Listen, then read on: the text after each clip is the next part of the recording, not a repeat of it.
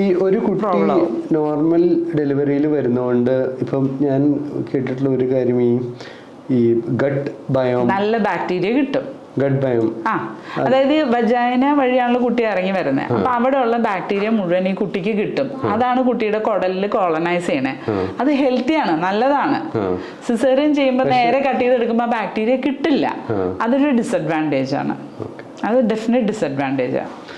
അതിന് ഒരു scientist doctor ചെയ്തൊരു കാര്യമുണ്ട്. അവർക്ക് സിസേറിയൻ വേണ്ടി വന്നു. അവര് വജൈനയുടെ അകത്തൊരു പാക്ക് വെച്ചു, ഗോസ്. അവര് സിസേറിയൻ കഴിഞ്ഞ് കൊച്ചിനെ അത് വെച്ചൊക്കെ നന്നായിട്ട് തുടച്ചെടുത്തു. ഭയങ്കര വീടാ, പക്ഷെ അത് മതിയല്ലോ, ബാക്ടീരിയ കിട്ടിയ പോരെ. അവരുടെ വജൈനയുടെ അകത്ത് പാക്ക് വെച്ചു, ഗോസ്. കുട്ടിയുടെ വയലും വേണ്ടത് അല്ല, ജസ്റ്റ് എവിടെയെങ്കിലും തേച്ച് അതിന് എല്ലാ പാർട്ടിലും കോളനൈസ് ചെയ്യുക ബേസിക്കലി. അത് വെറുതെ എല്ലായിടത്തോട്ട് തേച്ചു, സംഭവം സെയിം. ലൈക്ക് ഇതൊരു